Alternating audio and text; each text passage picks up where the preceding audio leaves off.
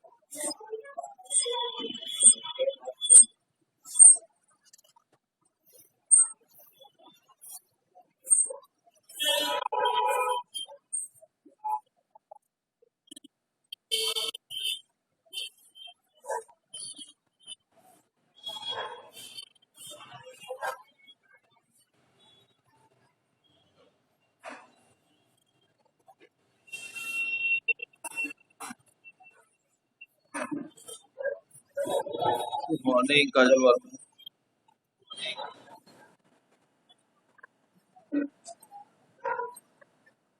बहुत कम लोगों ने अभी भी ज्वाइन किया है।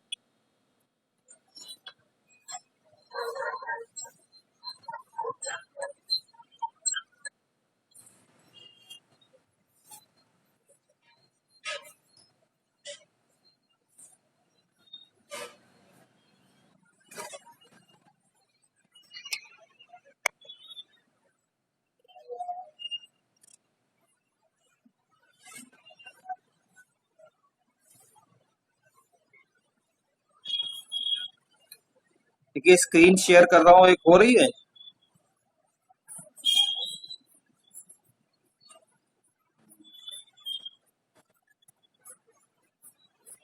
थोड़ा इंक्रिप्शन के बारे में और डिटेल पढ़ेंगे। है डबल आवाज आ रही है।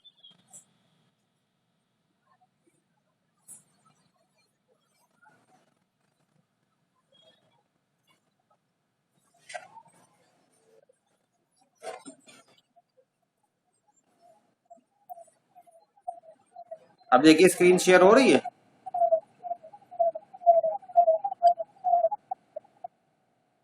अच्छा रुको, एक मिनट ऑफ करते हैं।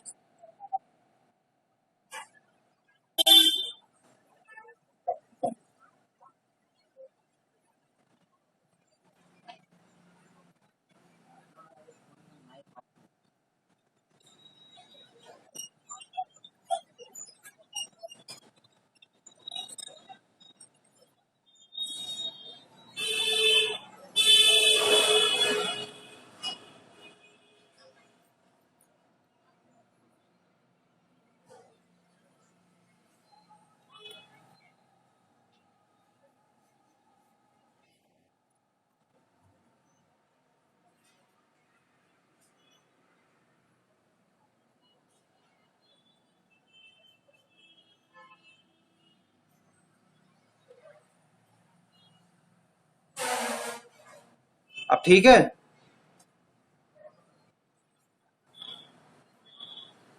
ठीक है, तो जहां से कल हम लोग ने स्किप किया था, जहां से छोड़ा था वही हम लोग एक्सप्लेन करते हैं। इंक्रिप्शन, सबसे पहले इंक्रिप्शन के बारे में थोड़ा सा पढ़ेंगे।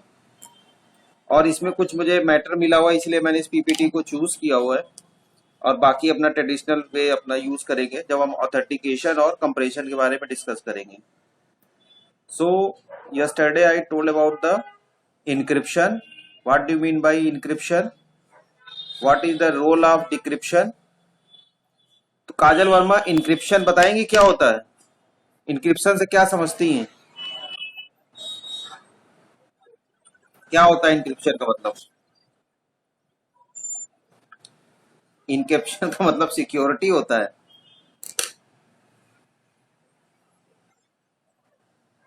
अच्छा, इनक्रिप्शन का मतलब सिक्योरिटी तो नहीं होता है। Anusha,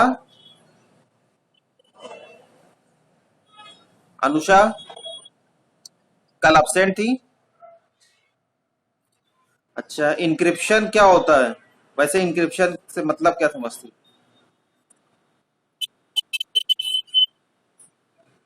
encoding, definitely. I already told you yesterday that whenever you send the data with another form or the original information is changed with different code, then this technology known as encryption. Encryption is used to protect your data from unauthorized user as well as unauthenticated person. It is very useful whenever you are going to send a very important and sophisticated data to the receiver end. I already discussed some terminology, still some different terms are used. So basic terminology: plain text. Plain text, the original message, which is your pure information, which is your original data, known as plain text. And whenever you coded that message or encrypt that message, then it become as ciphertext. Next, what do you mean by cipher? Cipher is the method or algorithm or procedure for transferring plain text to ciphertext. जब सिफर की बात करें तो सिफर होता क्या है कि वो पर्टिकुलर मेथड या प्रोसीजर जिससे कि आप प्लेन टेक्स्ट को कन्वर्ट कर दें सिफर टेक्स्ट में, उसको सिफर कहते हैं। There are also use different keys. I already introduce some important keys: public key, private key, the information used in cipher known only to sender or receiver. मैंने कल example भी दिया था, वो एक कार्ड होता है, उसके दो पीसेज होते हैं और वो एक साइड जो है आपका मेन जो है आप हीरो होता है उसके पास रहता है, दूसरा किसी स्मगलर या विलेन के पास होता है। जब कार्ड वो मैच हो जाता है देन सोना विल बी डिलीवर्ड। तो वो key which cause information used in cipher only aware or the knowledge to the sender and receiver. In cipher क्या होता है या encrypt, converting plain text to cipher text already बता चुका हूं। Encryption, decryption, recovering cipher text from plain text at the receiver and cipher text reconverted to the plain text means original message जो है वो receive after receiving successfully with coded form, it encoded eight the receiver and. तो जो plane data आपका जब plane text है या original information वो रिसीव कर ली जाती है रिसीवर एंड पे, उसको कहते हैं डिक्रिप्शन या डीसिफर। और जो भी ये पूरा हम लोग ने टर्मिनोलॉजी पढ़ी है या जो मेथड पढ़ा हुआ है ये एक क्रिप्टोग्राफी कॉन्सेप्ट होता है। क्रिप्टोग्राफी यानी इनक्रिप्शन डिक्रिप्शन का प्रिंसिपल, मेथड, डिफरेंट रूल्स, ये जिस कैटेगरी में आते हैं, जिस कैटेगरी को हम इसको जो है कंटेन करते हैं, जिस कैटेगरी में इसको आप कैरेक्टराइज कर देते हैं, उस पर्टिकुलर टर्म को कहते हैं in the context of networking known as cryptography. और कोड ब्रेकिंग या क्रिप्ट एनालिसिस, कोड ब्रेकिंग भी कहते हैं cryptanalysis, the study of principle और मेथड्स और procedure of deciphering cipher text without knowing key. एक मेथड तो होता है की होती है, पब्लिक और प्राइवेट की बना दी जाती है, और without any key when decrypt cipher text and convert it to the plain text, this particular term is known as cryptanalysis और code breaking. This is sometimes ethical और समटाइम अनएथिकल। ठीक है, कभी कभी तो ये by with the knowledge and the permission of your actual user, और कभी कभी ये बिना किसी नॉलेज के, या हम जिसको कहते हैं स्नूपर या हैकर्स, इसको हैक कर लेते हैं without taking any permission from the original one. और cryptology, the field of both cryptography and cryptoanalysis, the field of both cryptography and cryptoanalysis is known as cryptology. इसको चाहे तो नोट डाउन कर लीजिए, पीपीटी में शेयर कर दूंगा, थोड़ी सी इंपॉर्टेंट टर्म मिले। और ये वो टर्म है, मैं अभी कुछ दिनों पहले पेपर देख रहा था, तो इस पेपर में ये क्वेश्चन पूछे गए थे, स्मॉल स्मॉल टर्म पूछे गए थे, बीटेक के पेपर में पूछा गया था खासकर, इसीलिए मैंने एक ऐसी पीपीटी सर्च की कि जिसमें ये टर्म आपको मिल जाए। ठीक है, नेक्स्ट एक डायग्राम से आप इसको इमेजिन कर पाएंगे। सिमेट्रिक सिफर मॉडल, एक डायग्राम आप देख पा रहे हैं जिसमें कि प्लेन टेक्स्ट है एज ए इनपुट, फिर इंक्रिप्शन एल्गोरिथम है, डीईएस, अभी हम लोग आगे डिस्कस भी करेंगे। डीईएस डिजिटल जो है आपका डिजिटल फॉर्म में कन्वर्ट करती है, ठीक, एस्काई कोड से बाइनरी कोड में डिजिट फॉर्म में कन्वर्ट करने का एक मेथड होता है, आप किसी भी फॉर्म में कर सकते हैं। And also the key which is known as secret key, shared by sender and receipt. तो जो रिसीवर है आपका, सेंडर और रिसीवर, इनके लिए की बनाई जाती है और इनको ही शेयर की जाती है की। ठीक है, सीक्रेट की होती है, सीक्रेट की भी दो पार्ट में बनी होती है, एक पब्लिक और प्राइवेट की। प्राइवेट की किसी एक दो पर्सन के लिए ही बनी होती है, 1 to 2 person, but when number of users are there, और उसमें भी आपको नंबर ऑफ यूजर्स में भी रिकॉग्नाइज करना है हु इज ऑथेंटिकेटेड यूजर, तो फिर पब्लिक की को जनरेट करते हैं, वो भी एज ए सीक्रेट की तरह वर्क करती है। और जिसको आप वो की देते हैं, the person are able to encode that particular message. तो सेंडर और रिसिपेंट के अलावा डिफरेंट रिसिपेंट भी हो सकते हैं, तो सीक्रेट की वहां पे वर्क करती है by means of public key. After transmitted cipher text, decryption algorithm is carried out which is reverse of encryption algorithm, and जो प्लेन टेक्स्ट आपका एज ए इनपुट था, वो plain text as a output receiver end पे receive हो जाता है। So this is the actual terminology or the working model using cipher। ये सभी को दिख रहा है, सभी लोग देख पा रहे हैं, इस मॉडल को समझ पा रहे हैं। अभी हम डायग्राम से भी आपको बताएंगे। एक्चुअल में इसके दो मॉडल होते हैं, एक होता है डायरेक्ट मॉडल और दूसरा होता है अनडायरेक्ट मॉडल। सिफर मॉडल भी दो मॉडल होते हैं, एक डायरेक्ट मॉडल होता है, एक अनडायरेक्ट मॉडल होता है। ठीक है, यहां पे ये डायरेक्ट मॉडल को यूज किया जा रहा है। डायरेक्ट मॉडल में यहां पे कोई भी थर्ड वेरिएबल या थर्ड इंटरप्रेटर इंट्रोड्यूस नहीं है। ये डायरेक्ट है कि आपने इंक्रिप्शन एल्गोरिथम यूज की, उसके बाद जो सिफर टेक्स्ट बन गया उसको ट्रांसमिट कर दिया, रिसीवर एंड पे डिक्रिप्शन एल्गोरिथम कैरीड आउट और कॉल्ड, और उसके बाद ये सिफर टेक्स्ट कन्वर्ट होता है प्लेन टेक्स्ट में, और आपका डेटा सक्सेसफुली रिसीव हो जाता है और यूज भी हो जाता है at the receiver side by the recipient, actual recipient. But there are another method which is known as indirect method.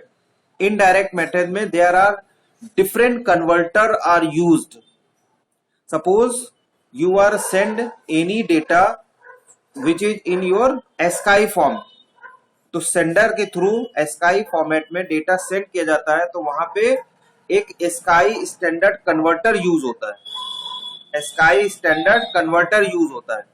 उसके बाद वो कन्वर्टर कन्वर्ट करने के बाद सेंड करता है रिसीवर एंड पे, रिसीवर एंड पे एक standard extended binary code decimal interchange cipher EBC DIC जैसे ASCII होता है, उसी तरह से अगर आप बाइनरी फॉर्म में, डिजिटाइज बाइनरी फॉर्म में डेटा सेंड करते हैं, तो वहां पे दूसरा कन्वर्टर यूज होता है, और उसके बाद वो कन्वर्ट होकर के आपके डेसिमल फॉर्म में, बाइनरी का डिजिट फॉर्म में आपका रिसीवर एंड पे डेटा रिसीव हो जाता है। अब वो आप पे डिपेंड करता है कि बाइनरी फॉर्म में एक्सेप्ट करेंगे या डेसिमल फॉर्म में करेंगे। ये ध्यान रखने वाले होते हैं क्योंकि दोनों में डिजिट यूज होते हैं, इसीलिए ईबीसी डीआईसी कन्वर्टर यूज होता है।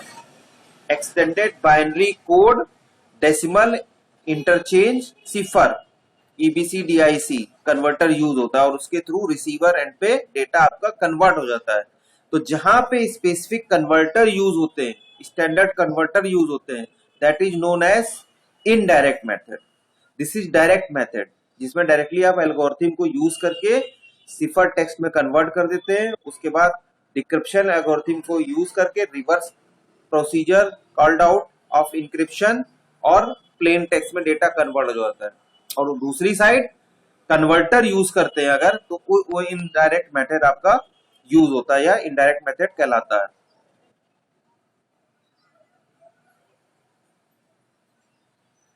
रिक्वायरमेंट, जब आप इनक्रिप्ट करते हैं तो लगभग दो रिक्वायरमेंट की जरूरत होती है। 2 requirement for secure use of symmetric encryption. First one is a strong encryption algorithm, मतलब वो पर्टिकुलर मेथड जो स्ट्रांगली इंक्रिप्ट कर पाए डेटा को, because there are many eavesdropping process, many hackers are actively participate during your data transmission.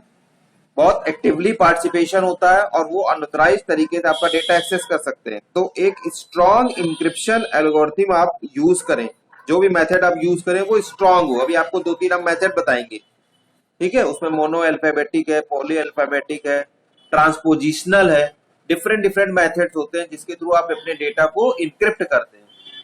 और दूसरा जो second है secret key known only to sender and receivers. यहाँ रिसीवर है but I use the term receivers. There may be more than one receiver at the receiver end, more than recipients are there at the receiver end, ठीक है। तो ये ध्यान रखने वाली वो जरूरत है कि सेंडर और रिसीवर दोनों के पास वो की होनी चाहिए। और आपने अगर किसी को बताया भी है तो वो पर्टिकुलर पर्सन को ऑथेंटिकेटेड आप कर दीजिए। तो ज्यादातर जो में आपका बेसिक पर्पस होता है या बेनिफिशियल होता है प्राइवेट की जनरेशन का, but still when recipients are more than one तो फिर आप पब्लिक की जनरेट करते हैं, ठीक है। सो assume encryption algorithm is known implies a secure channel to distribute key. This is also important aspects. Whenever you are going to deliver the key, your channel will be secure. ऐसा ना हो कि जब आप की डिस्ट्रीब्यूट कर रहे हो तो किसी अनऑथराइज्ड पर्सन के थ्रू वो हैक कर ली जाए, वो की कोई ना कोई आपका एक्सेस कर ले। की कुछ भी हो सकता है, कोई एक कोड, कोई डिजिटल सिग्नेचर, कुछ भी, कोई एक रैंडम ओटीपी भी हो सकता है, किसी भी फॉर्म में आपका वो कोड हो सकता है। तो जब भी आप उसको डिस्ट्रीब्यूट करें तो it should be kept in your mind कि वो एक प्रॉपर चैनल आप यूज करें, उस प्रॉपर चैनल के थ्रू ही उस की को डिस्ट्रीब्यूट करें। Now come to the cryptography. Cryptography term already used in terminology. Cryptography can categorize by type of encryption operation used. मैंने आपको ऑलरेडी बताए थे 3 मेथड होते हैं, सब्स्टिट्यूशन, ट्रांसपोजिशनल, प्रोडक्ट। सब्स्टिट्यूशन, ट्रांसपोजिशन और product. Second, number of keys use, single की और private, 2 की और public.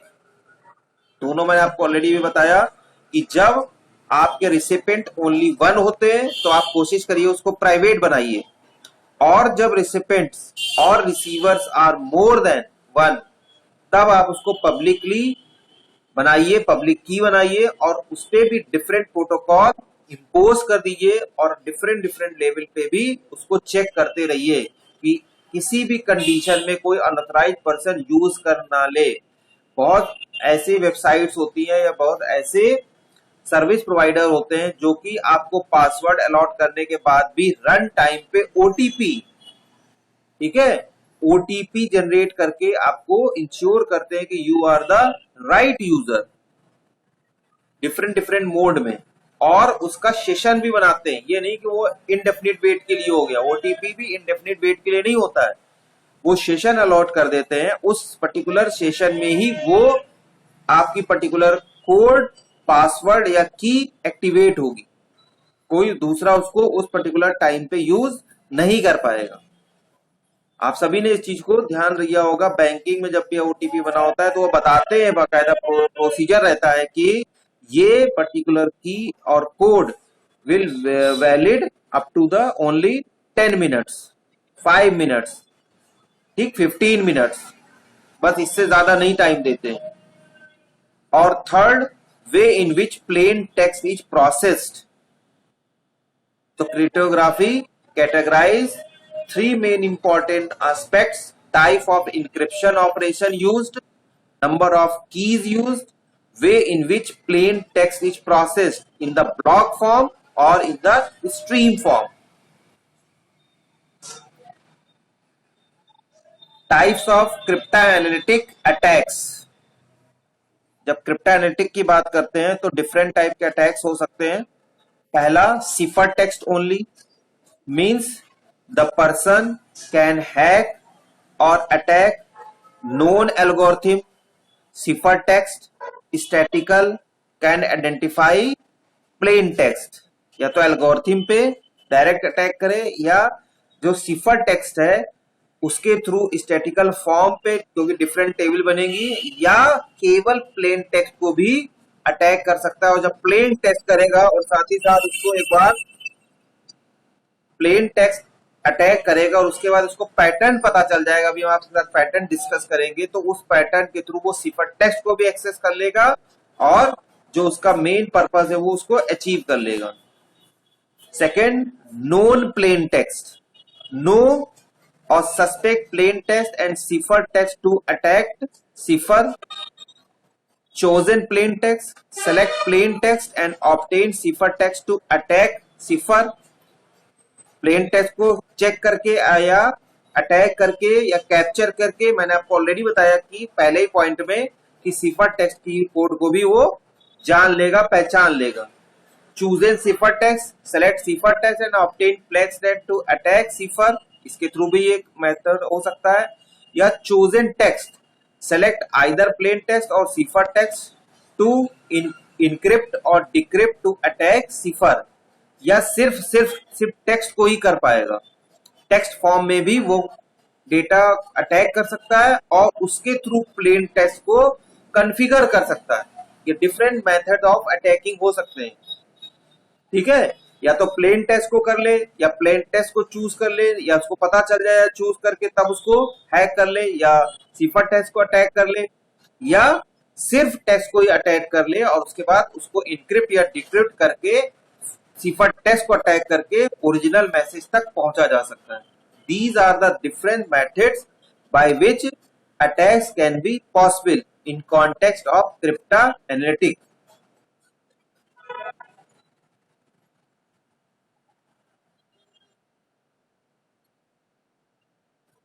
There are some more other definitions.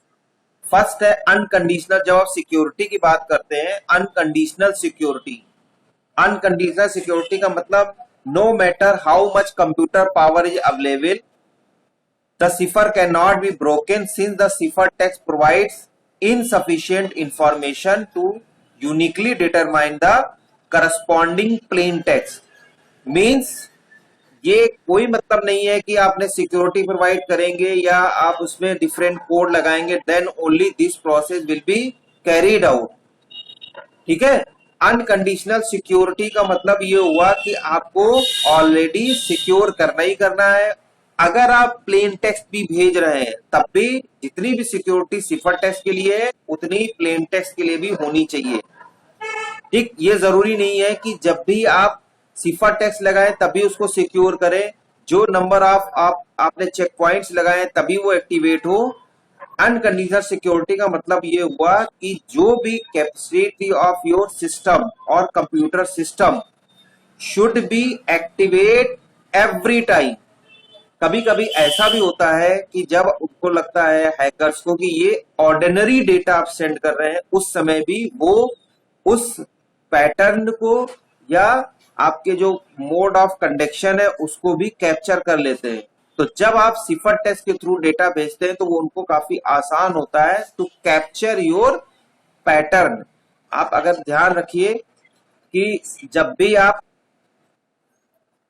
Code generate करते हैं, पासवर्ड जनरेट करते हैं, तो अधिकतर हम लोग उन्हीं पासवर्ड के अराउंड जो है बाउंड हो जाते हैं कि जो हमने पहले दिया था लगभग उसी से मिलते जुलते कैरेक्टर्स या स्पेशल सिंबल या डिजिट यूज करते हैं। तो उसमें कभी कभी सिस्टम को यह बताना पड़ता है कि आप ऑलरेडी इसको यूज कर रहे हैं और जो प्रीवियस 5 या 3 जो भी उन्होंने कंडीशन लगाई हो, depend upon the service provider किस तरह का आपका सीरियस है, उसके हिसाब से वो बताता है कि ये आप ऑलरेडी 3 से 4 बार यूज कर चुके हैं या प्रीवियस ये 5 में से एक पासवर्ड है। तो ये हमेशा ध्यान रखना चाहिए कि आप जो है हमेशा जब भी करें तो पैटर्न चेंज करते रहें और रेगुलर इंटरवल के बाद ही इसको यूज करें। सेकंड है computational security. Given limited computing resources जिसमें टाइम है for calculation is greater than the age of universe, the cipher can not be broken.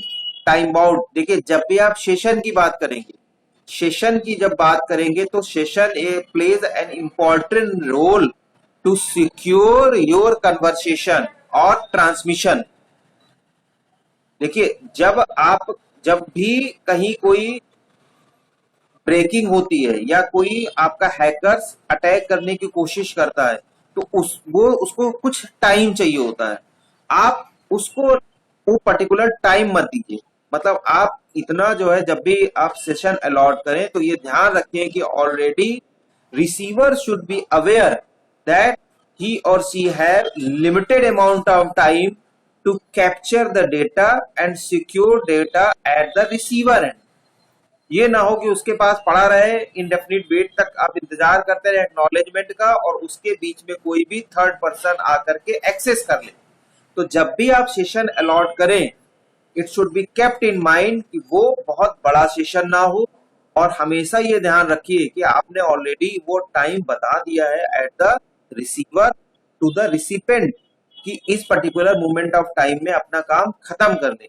तो जो भी अननोन पर्सन होगा उसको ज्यादा अमाउंट चाहिए होगा टाइम का कि वो उसको डिक्रिप्ट करे या अनऑथराइज तरीके से एक्सेस कर पाए, क्योंकि उसको पैटर्न बनाना होगा, पैटर्न को ब्रेक करना होगा और वो पर्टिकुलर टाइम उसको नहीं मिलेगा तो वो नहीं कर पाएगा। बिकॉज वो क्या ट्राई करेगा, आपके पैटर्न को नंबर ऑफ परमिटेशन और कॉम्बिनेशन शुड बी चेक, और वो ट्रायल और जो कहते हैं हिट एंड ट्रायल वाला वो उस बेसिस पे होता है। तो वो उतना टाइम अगर आप नहीं देंगे तो ऑटोमेटिकली अगर लीस्ट सिक्योरिटी के साथ भी आप यूज कर रहे हैं तब भी अपने डेटा को प्रोटेक्ट कर लेंगे। तो ये हमेशा ध्यान रखना चाहिए। गिवन लिमिटेड कंप्यूटिंग रिसोर्सेस, इसका यही मतलब हुआ। Now come to the classical substitution ciphers. There are different techniques to cipher. जो पहला वाला है आपका क्लासिकल सब्स्टिट्यूशन टेक्निक, जिसको हम लोग कह सकते हैं कैरेक्टर लेवल इंक्रिप्शन भी होता है। अभी मैं आपको डिटेल नोट भी प्रोवाइड करूंगा फ्रोजन की बुक के। तो उसमें जो मेथड्स होते हैं वो कैरेक्टर लेवल इंक्रिप्शन होता है, ठीक है, ट्रांसपोजिशनल होता है और प्रोडक्ट लेवल होता है। पहला है classical substitution cipher where letters of plain text are replaced by other letter और बाय नंबर्स और सिंबल्स। ये पहला मेथड होता है सब्स्टिट्यूशन मेथड। और plain text is viewed as a sequence of bits, then substitution involve replacing plain text bit pattern with the cipher text bit pattern. Means substitution में जब भी आप डेटा सेंड करते हैं तो जब सिफर टेक्स्ट बनाते हैं उसको, तो सिफर टेक्स्ट में 2 और 3 एक की यूज कर लेते हैं। अभी हम लोग आगे एग्जाम्पल में डिस्कस करेंगे। की यूज कर लेते हैं कि जो ए बना है तो जब आप उसको सिफर टेक्स्ट में कन्वर्ट करेंगे तो जो पहला ए है वो 2 या 3 लेटर को जंप करके सिफर टेक्स्ट में कन्वर्ट हो जाएगा, यानी जहां ए है वहां पे डी हो जाएगा। समझ रहे हैं? And vice versa. और जब आप डिक्रिप्ट करेंगे तो वो वापस उसी फॉर्म में original reduce by 3 particular alphabets और the digit will be remove. तो ये इस तरह का मेथड होता है, एक या दो, एक मेथड भी कर सकते हैं, दो में भी कर सकते हैं, इवन ये भी कर सकते हैं कि अगर आपने सपोज लिखा हुआ है डियर, तो अगर आपने 3 कैरेक्टर लिए हुए हैं तो डी का EFG, यानी डियर की अगर आप बात करेंगे तो EFG में जी से स्टार्ट हो जाएगा। ठीक है, ई है तो ई की जगह होगा FGH, यानी DGH हो जाएगा। ठीक है, और उसके बाद फर्दर 3 कैरेक्टर मूव करेंगे और इस तरह से ये जाकर के कन्वर्ट हो जाएगा। ठीक है, या 2 सिंबल आप यूज कर सकते हैं, ये भी कर सकते हैं कि अगर आपने डियर लिखा हो तो डी वाला 3 कैरेक्टर हो रहा है, लेकिन ई वाला डी के बाद ई, तो जो ई वाला है ये 4 कैरेक्टर आगे रिमूव हो रहा है, मतलब मूव हो रहा है, और vice versa also at the receiver and. So this particular concept is known as substitution cipher.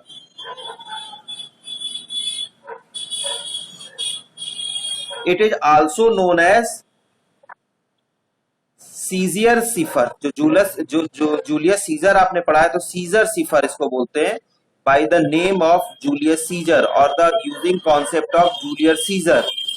First attested use in military affairs, replaces each letter by third letter on, हमने आपको जैसे एग्जाम्पल ही बताया था।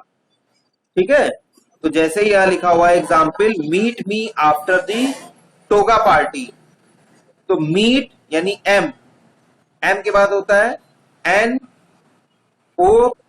तो देखिए जहां एम है उसकी जगह पी आ गया है, नीचे देखिए कैपिटल लेटर, ई का H हो गया है। ठीक है, और टी का W हो गया है। सब यह दिख रहा है सभी को, सभी लोग देख पा रहे हैं?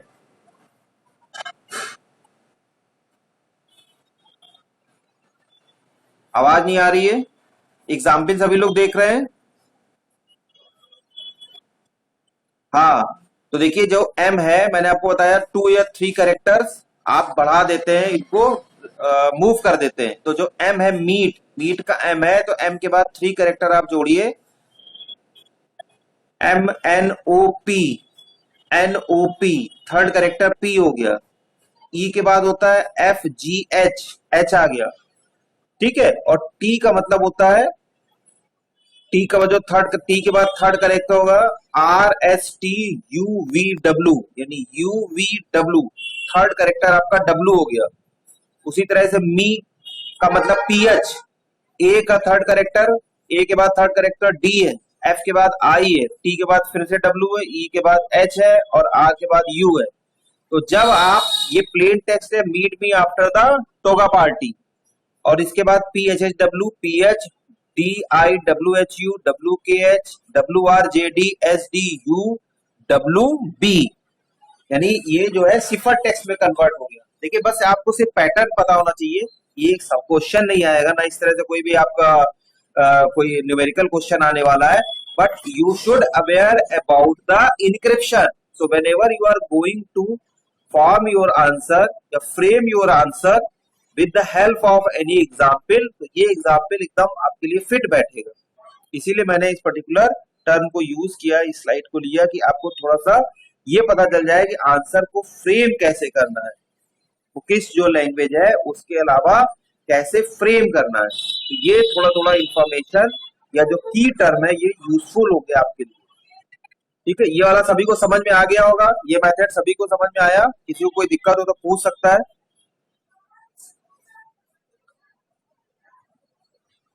सब्स्टिट्यूशन मेथड, इसको सीजर सिफर कहते हैं, जूलियस सीजर के नाम से है सीजर सिफर, यानी 3 कैरेक्टर्स या 3 लेटर्स या 3 डिजिट्स ये आप मूव कर देते हैं। देखिए ट्रेडिशनली ये यूज हुआ था, but also there are flexibility, तो आप 2 कैरेक्टर लें या 3 कैरेक्टर मूव कर लें या 4 कैरेक्टर मूव कर लें, it depend upon the you and also depend upon the sophistication of the data. ये इस पे डिपेंड करता है टास्क किस तरह का है।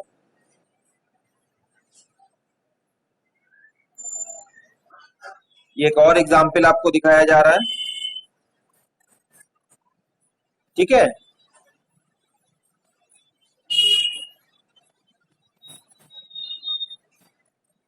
किसी भी तरह आप इसको यूज कर सकते हैं, ये सीजर सिफर का एग्जाम्पल है।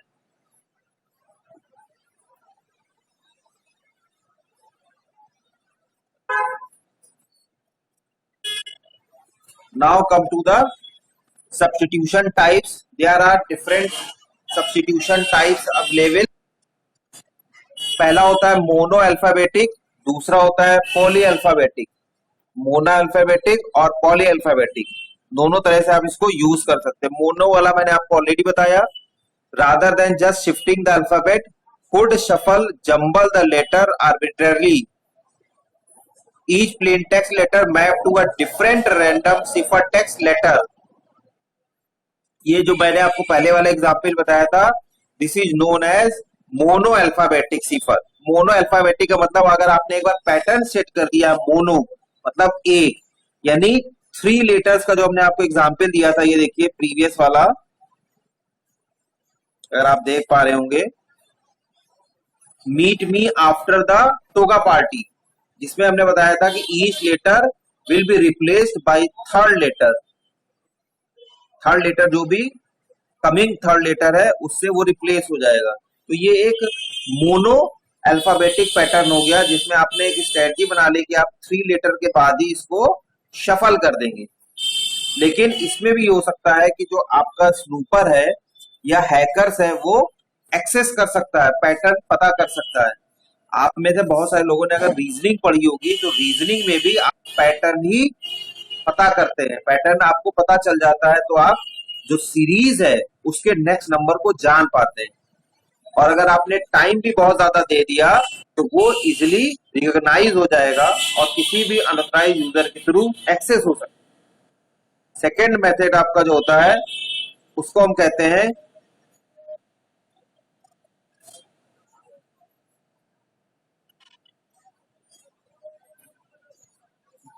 Polyalphabetic cipher. Polyalphabetic cipher, पहला वाला था मोनो अल्फाबेटिक सिफर, दूसरा है polyalphabetic cipher. This is another approach to improving security is to use multiple cipher alphabets known as polyalphabetic substitution cipher, makes cryptanalysis harder with more alphabets to guess and flatter frequency distribution. In this, use a key to select which alphabet is used for each letter of the message. Use each alphabet in turn. Repeat from start after end of keys reached. Means इस वाले में आप क्या कर सकते हैं, जो आपने बताया था 3 का या 2 का एक बार डिसाइड कर लिया और उसके बाद लेटर मूव कर रहे हैं, आप इसकी जगह क्या करिए कि इसमें जो वर्ड है उसकी पोजीशन को भी चेंज करते चलिए। मतलब सपोज करिए अगर हमने डियर की बात की तो डी आपने 3 अल्फाबेट मूव किया है फर्दर, तो जो ई है उसको 4 कर दीजिए या 2 कर दीजिए। ये आपको पहले से पता होना चाहिए। पैटर्न इस तरह का आप बनाएंगे जिससे आपको ज्यादा समझ में आएगा। उसके बाद उसके बाद आप क्या करिए कि अगला जो लेटर है इसको फिर से 4 मूव करा दीजिए और अगला वाला फिर से 3 बैक ले आइए, यानी जो बैक और जो फॉरवर्ड वाला कॉम्बिनेशन यूज करिए 1 to 2 लेटर के बाद। ये इसका पूरा आप सिस्टमैटिक वे तरीका बना लीजिए और उसके बाद ये की रिसीवर एंड पे रिसिपेंट को हैंड ओवर कर दीजिए। ज्यादातर ये जो मेथड होता है ये यूज होता है very very important and sophisticated data के लिए।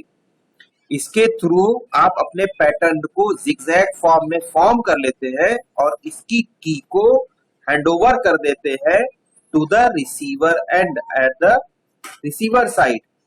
ठीक है, और ये फ्रूटफुल और बेनिफिशियल होता है when there are limited receivers are there. Limited receiver जहां पे होंगे वहीं पे ये ज्यादा फ्रूटफुल होगा, वहीं पे ज्यादा इफेक्टिव होगा। There is also possibility to hack that pattern, क्योंकि आपने बहुत सारी सीरीज इस तरह की पढ़ी होंगी, यहाँ पे भी एक पॉसिबिलिटी है कि आप इस पैटर्न को हैक कर सकते हैं। बट मोनो अल्फाबेटिक सिफर के कॉन्टेक्स्ट से कंपेयर करेंगे तो उससे थोड़ा सा ये बेनिफिशियल होता है।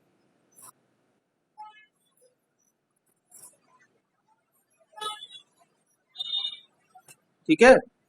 So this is all about cipher text, जो हमने आपको दो मेथड बताए।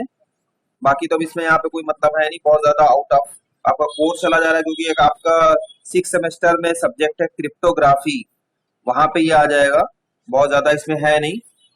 ठीक, तो दो ही यहाँ पे मेथड है। तीसरा मेथड आता है, इसके मैं आपको नोट भी दूंगा। तीसरा मेथड आपका आता है वो ट्रांसपोजिशनल होता है। मतलब जब भी आप कोई मेथड यूज करते हैं तो उसको जिस तरह से हम लोग ट्रांसपोज मैट्रिक्स बनाते थे, कोई भी मैट्रिक्स आपकी दी हुई है उसको ट्रांसपोज फॉर्म में आप कन्वर्ट कर दीजिए।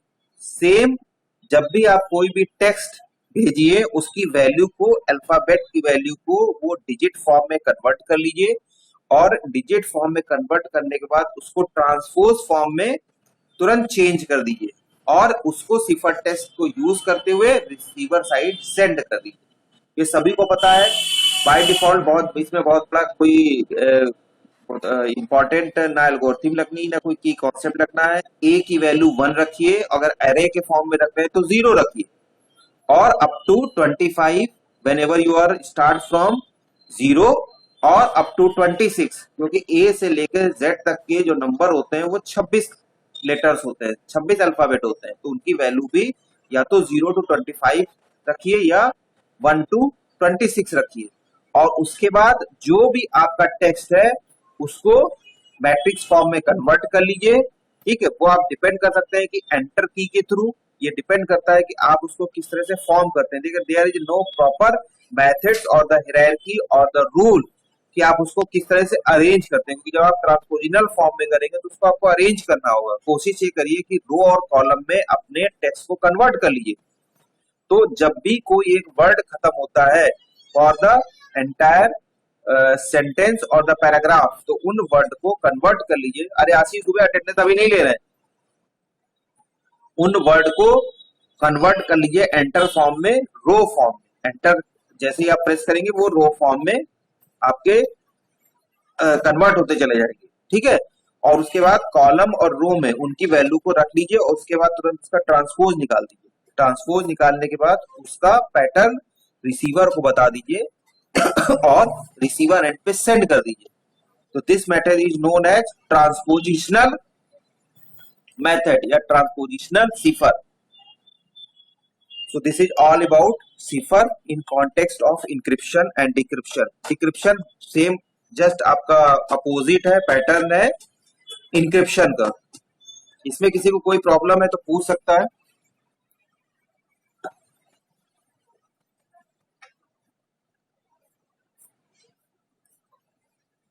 इसमें किसी को कोई भी प्रॉब्लम है तो पूछ सकते हैं।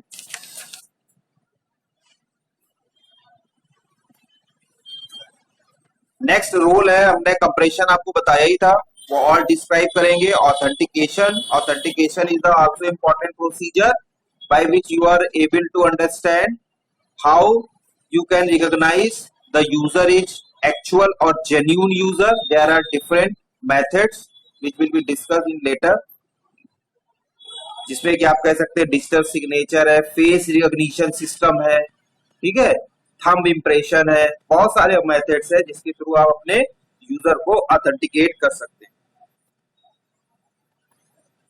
अटेंडेंस लिख दीजिए चैट बॉक्स में।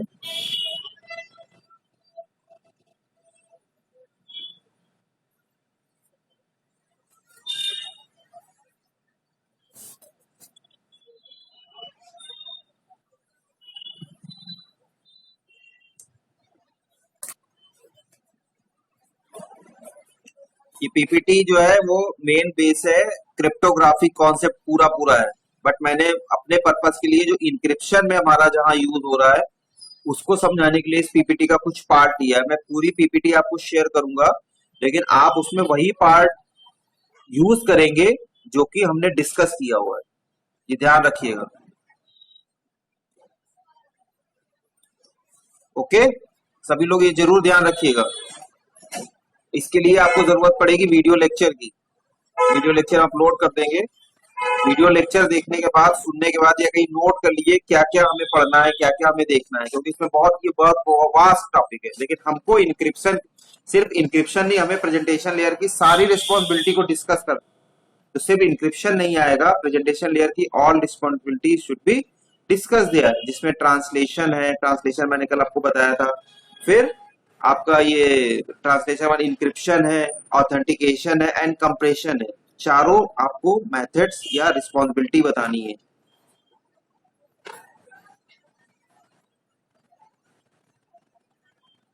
जिन्होंने अटेंडेंस मार्क कर दी है दे कैन लीव, और जिन्होंने मार्क नहीं करी है जरूर मार्क कर दी अटेंडेंस, क्योंकि मैं इसी बेस पे अटेंडेंस आज ले रहा हूं। तो अगर किसी की यहाँ पे मार्क नहीं होगी तो उनको प्रॉब्लम होगी। Best of luck all of you.